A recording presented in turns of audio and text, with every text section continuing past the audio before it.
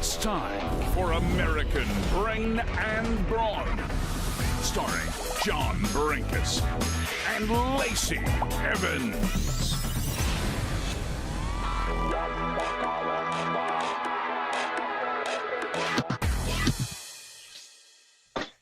Hey, everybody.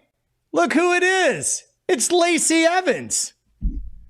Oh, Lord, hello, would you Lacey look Evans. at me? Hi, you nasty thing. How are you, John? You know what? Very few people have called me a nasty thing, but I'm going to take it from you. Well, you don't have a choice, sweetheart. That's right. Well, welcome everybody to our first edition of American Brain and Brawn. I am John Brinkus. Across from me is Lacey Evans, the beautiful, the Southern sassy belle, the Southern belle, Lacey Evans. Look at you. Hello.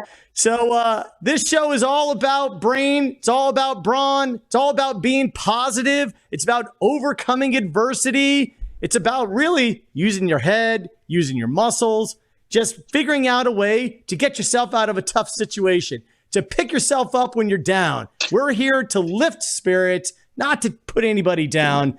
Lacey Evans, there's no one better in the world who knows how to get up than you. Look at how beautiful you look in that amazing yellow hat. I mean, first of all, how did you choose that hat for the debut show? Oh, this whole thing. Well, my favorite color is yellow. Speaking of picking yourself up, yellow, the color yellow has always been a color therapy motivator for me. I'm sure we'll get into that in future episodes, but life sucks. It's hard sometimes, and you got to do little things to keep yourself going. And these cute little outfits just make me feel like I'm on top of my game no matter what happens, honey.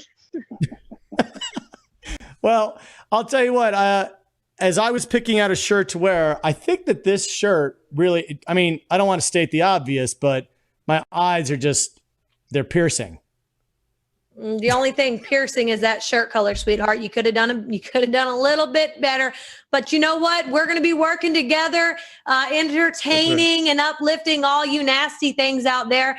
And I'll work on your wardrobe and your decisions as we go, honey. Don't worry about it. I'm here for you.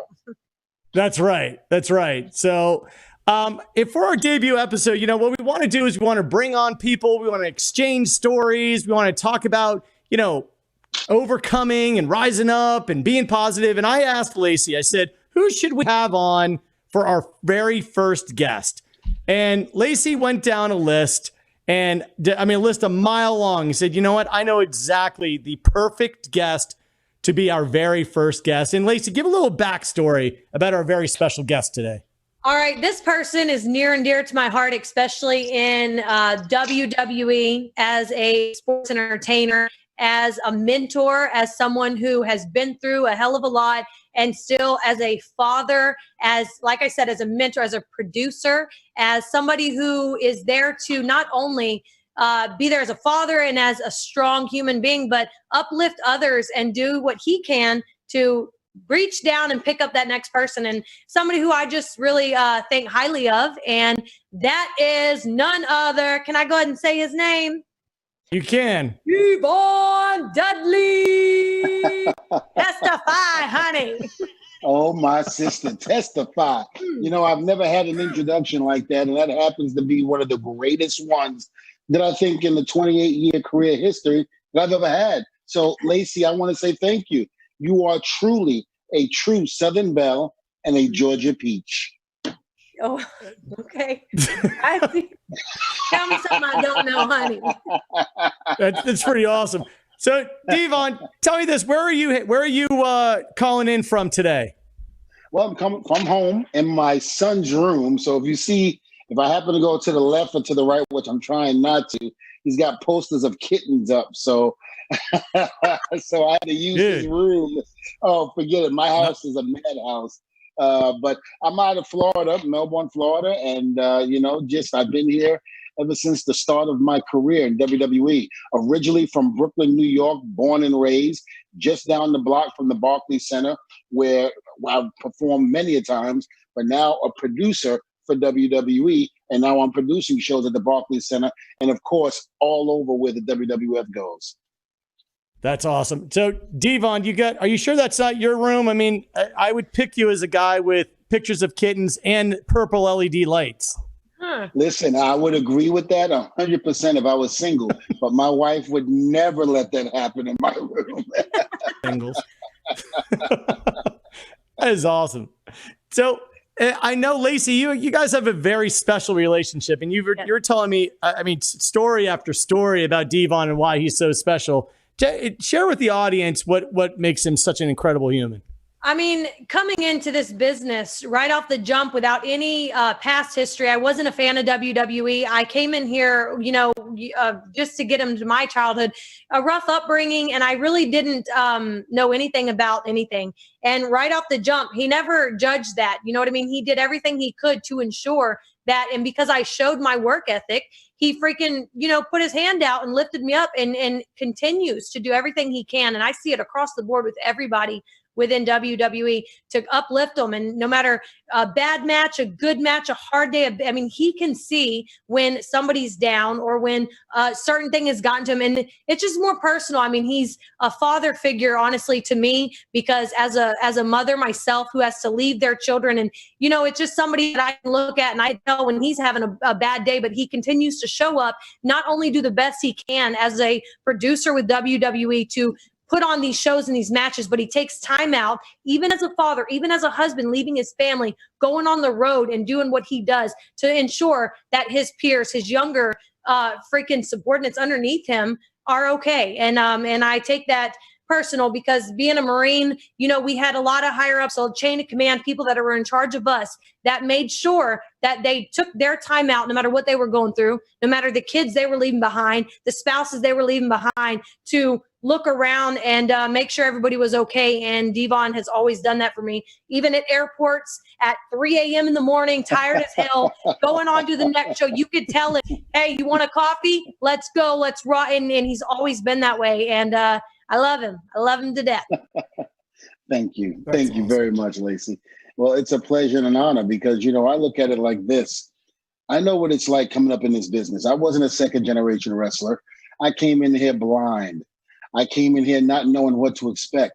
I came in this business only to go by what I seen on TV.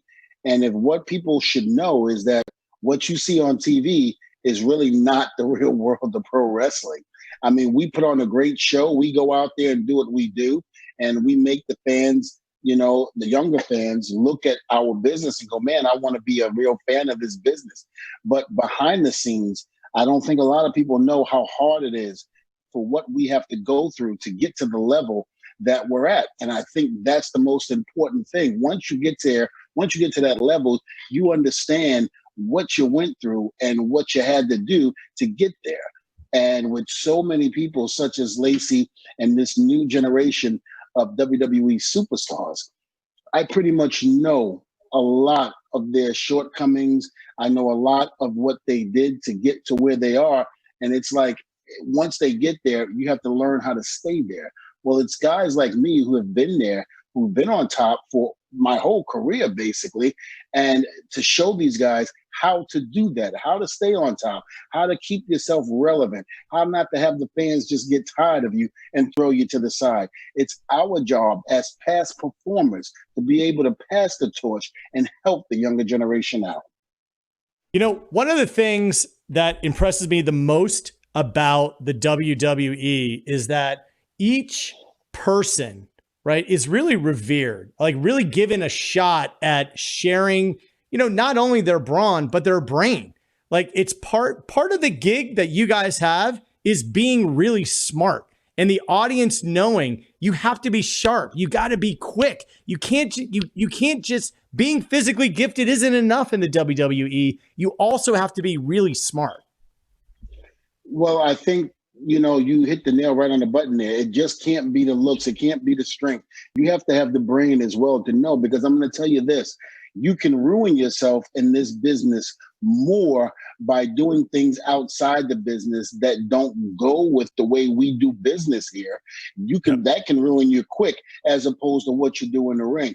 You have to know in and out of the ring how to act, not only to perform in the ring to give your best, but how do you conduct yourself as an individual outside of that? You have to know the proper etiquette and how to, again, survive, longevity, things of that nature. You have to be able to do that.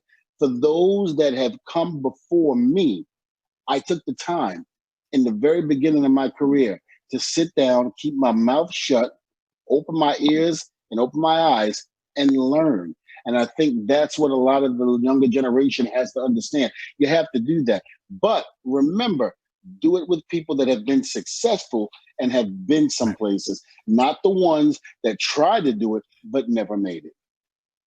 Yeah. Lacey, you've talked about Devon when you and I were talking pre-show. You know, you said one of the things that impressed you the most was none of us on this discussion, Devon, Lacey, and myself, none of us come from privileged backgrounds where like we had a silver spoon in our mouth and everything was handed to us. And Lacey, especially when you were talking about coming into the WWE, it was such a foreign world to you that you needed someone like Devon to say, hey, here's how you do it. Here's how you succeed in not only in this profession, but in life. And talk about how important it was for you to have someone who was a mentor who could take you under their wing and guide you, because people really sort of undervalue how important it is to find somebody like Devon in their life. Right. And back to the brain thing real quick, because you have to have the brains to actually listen to men like him. Because I mean, yes, you're right. I came straight in from Marine Corps. I was a sergeant. I was active duty, and where you do shut up and you do your job, and but we're hard chargers. We're motivated, and we sometimes say things that others might take not too lightly, but we just bust through doors and we come in kicking in and screaming. And I can honestly say on a personal level, that's one thing Devon Dudley has taught me. There has been, he's laughing because he knows there's been times where even with our boss, I come in here thinking like chain of command, like if you got a problem, you freaking like, hey, sir, this is freaking Sergeant Estrella and I got blah, blah, blah. That you don't do that here. And Devon was quick to snatch me up, almost literally and say, hey, Lacey, come here. And I'm like, oh, what happened? I was about to walk in this door, speak with Mr. Vince McMahon. And he caught me quick.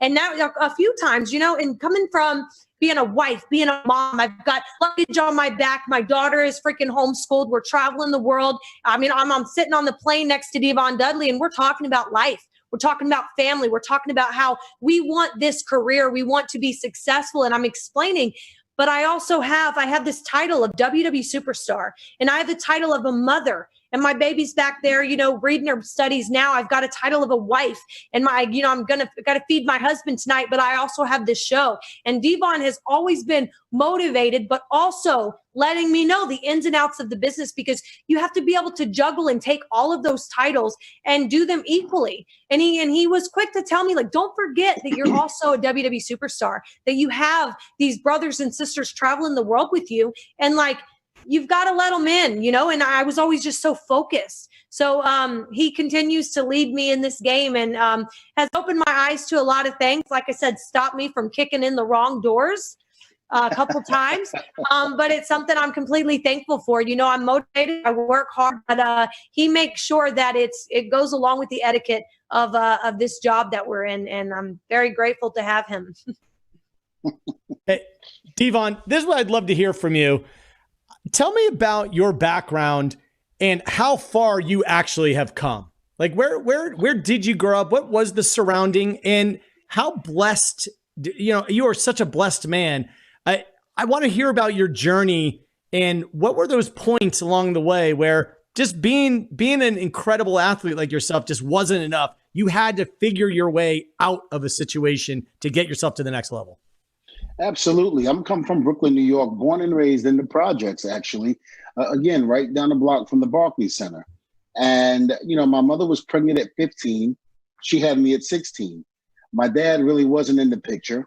He basically was, out there doing his thing.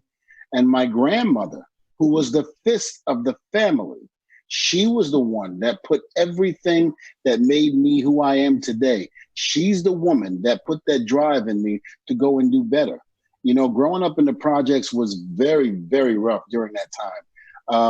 In 1983, when crack first hit the scene and it ran through the projects like crazy, my grandmother saw fit to get me out of there and to basically go to school in Long Island, spend time with my aunt and uncle.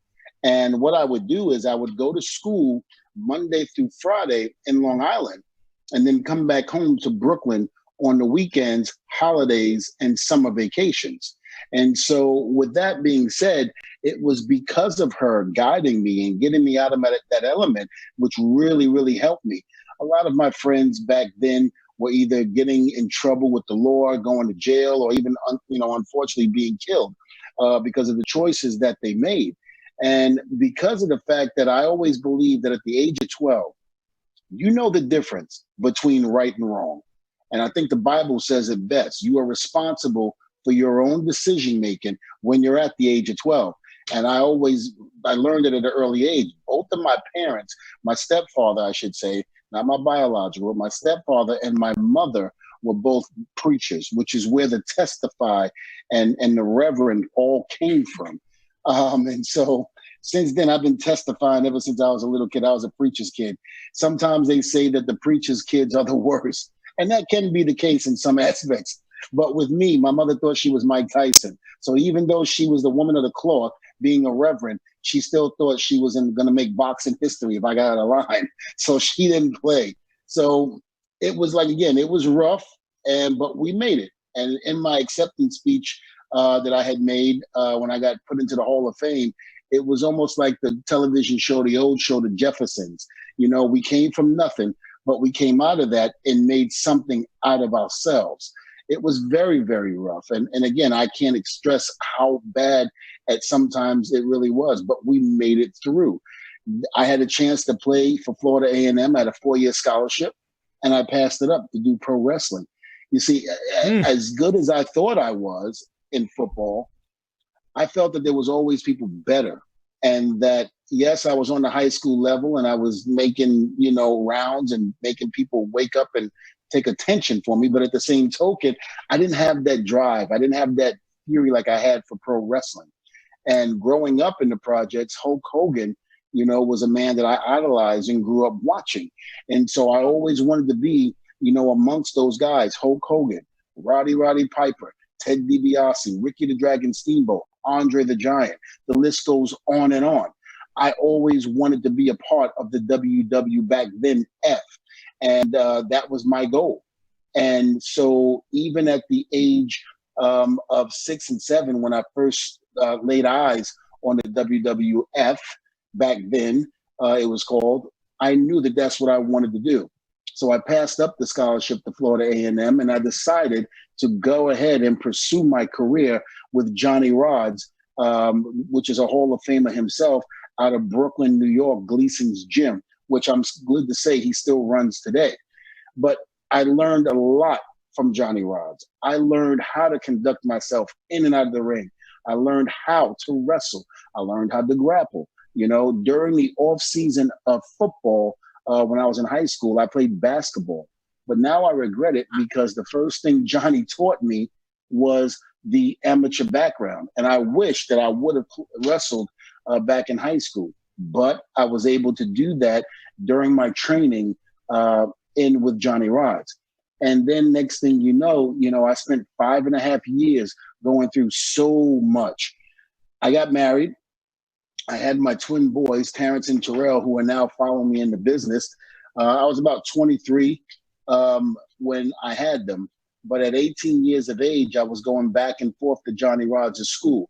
And a kid, that, again, from Brooklyn, New York, who didn't have anything, traveling up and down the subway systems of New York City, 45 minutes to about 2 hours in some aspects, trying to get to Gleason's Gym to be trained by Hall of Famer Johnny Rodz, and then having to take the train system coming all the way back. I had 3 jobs people used to tell me that I was a disgruntled postal worker because I worked for the post office. Devon, But- I have a question. Sure. So it just hit me. You mentioned something about 12 years old, and I take this personal because I can agree. I've never heard anybody ever say this as well. I get asked a lot coming from what I've been through in my life. How did you make it? How did you end up the way that you are? Considering your circumstances, considering what was around you all the time.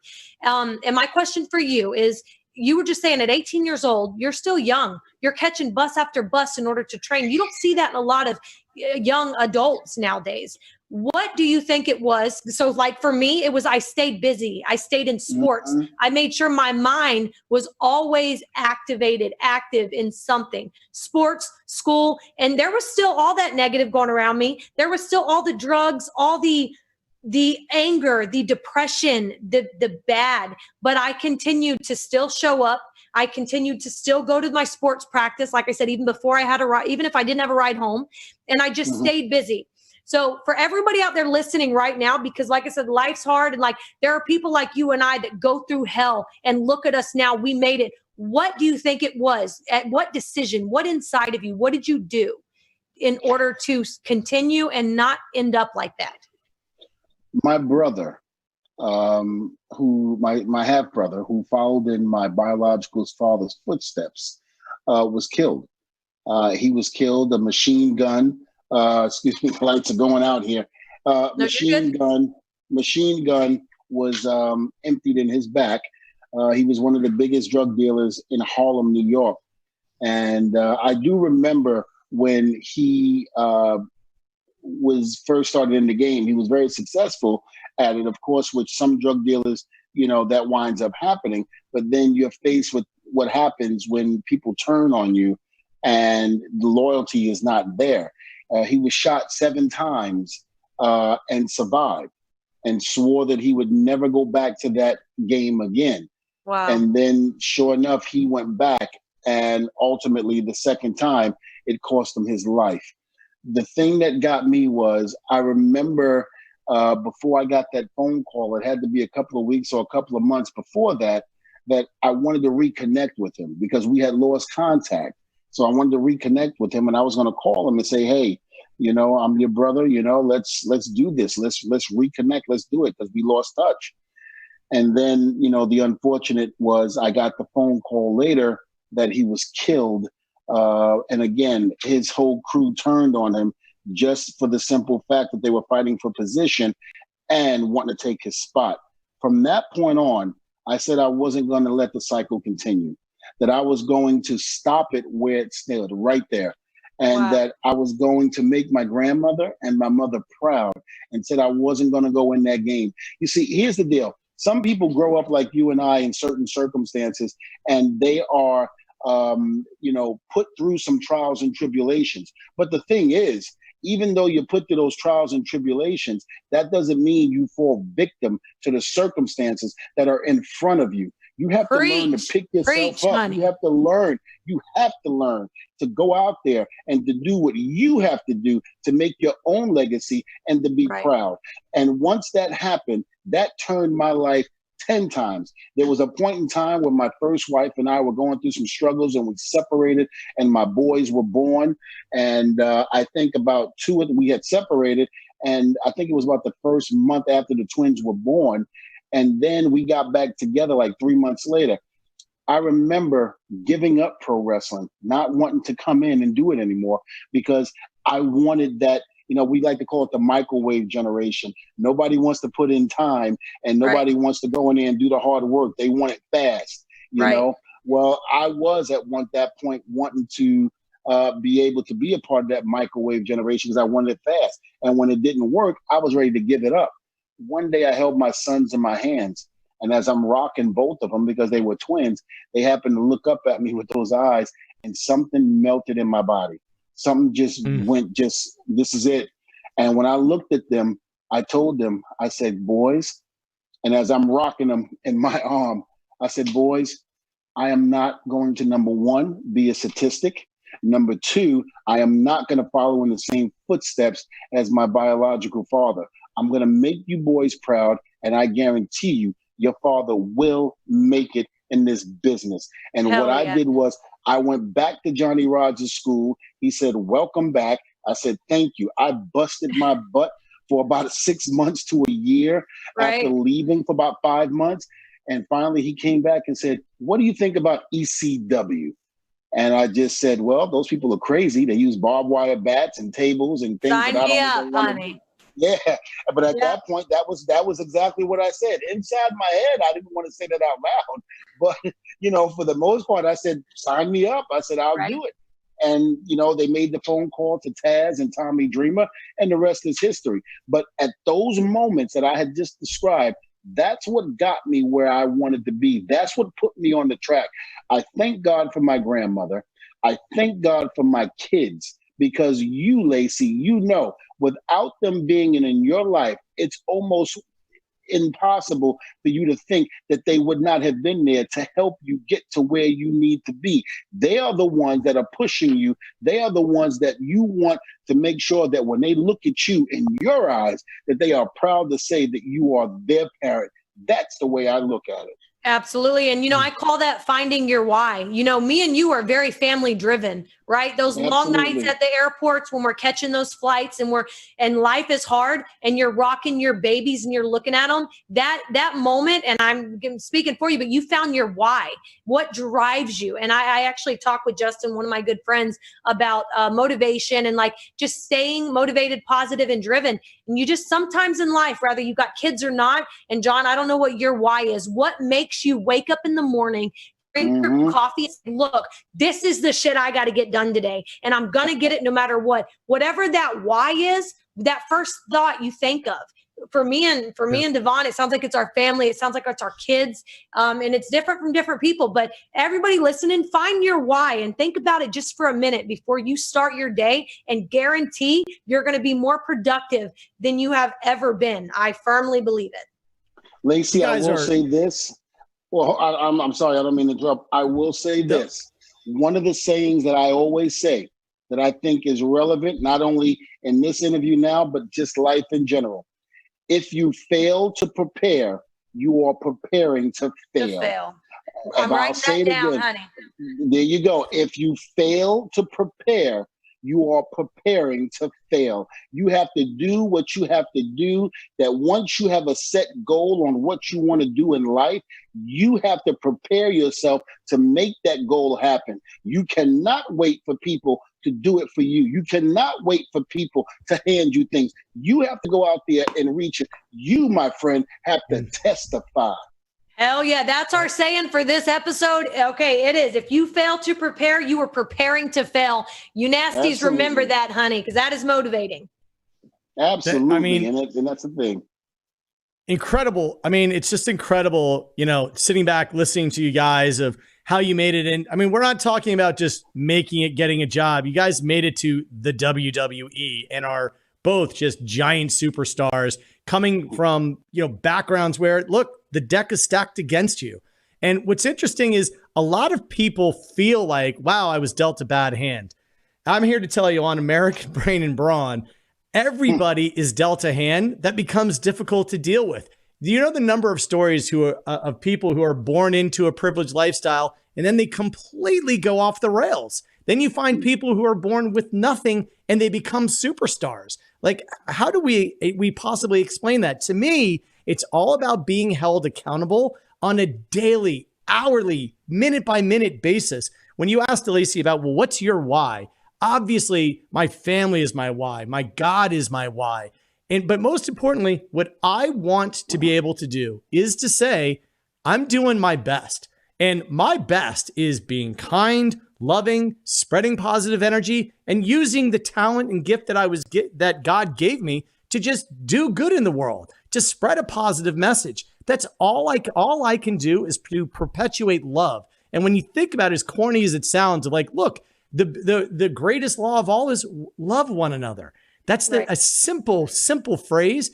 Truly loving means no matter who you connect with, no matter who you bump into, treat them as an equal. Love them. Go out of your way. Being mean is easy. Being nice, it takes a little bit more effort. And that's the way that I think we're set up to succeed, is that God and whatever religion you are, the universe wants us to lift each other up. And if you didn't have your grandmother, Devon, where would you be? She lifted you up. Yes, she did. Yes, she did. And she was the fist of the family.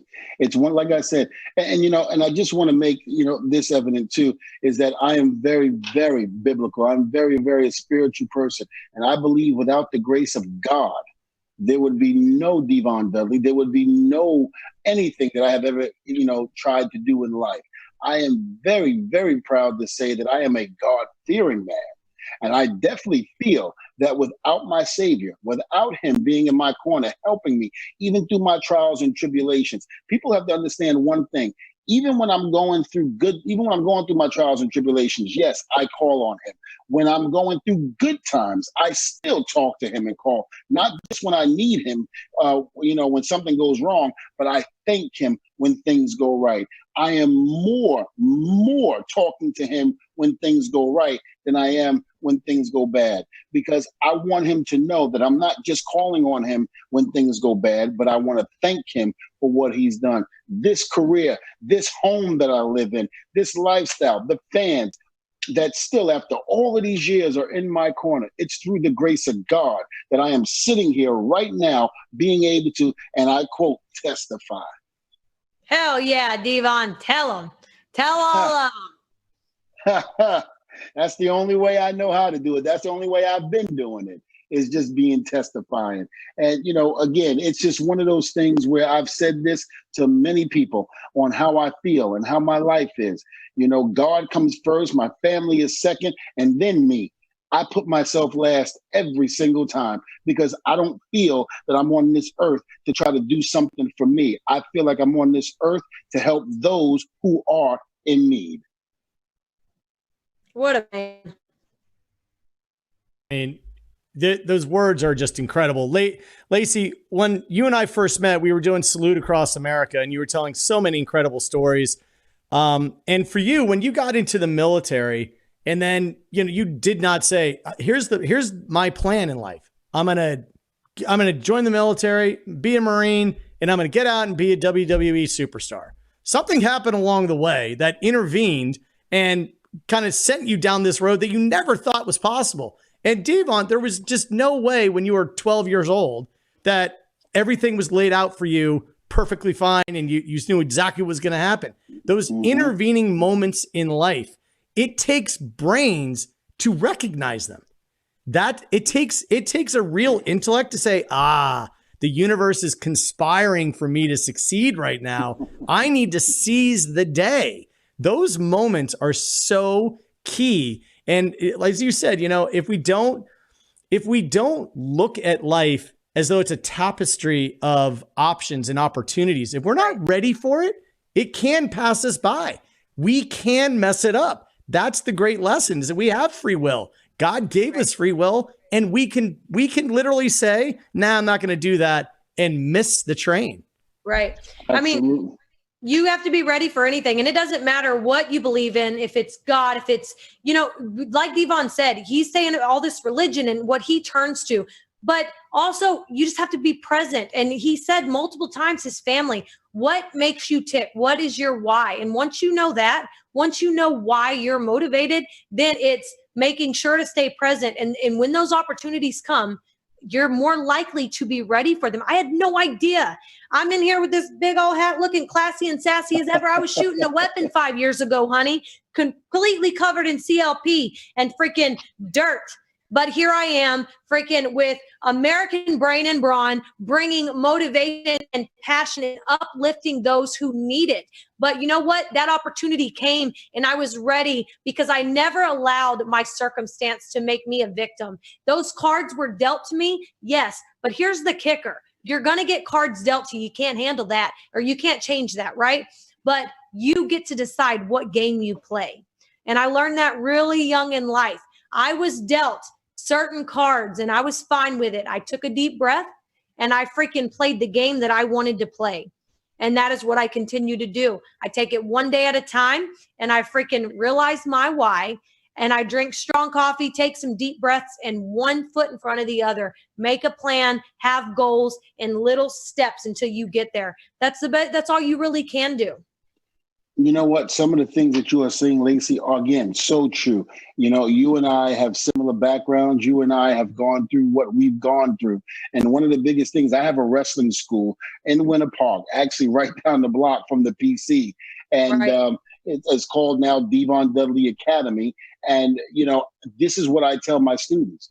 You know, I'm not just teaching them wrestling moves. I'm not just teaching them psychology. I'm teaching them life.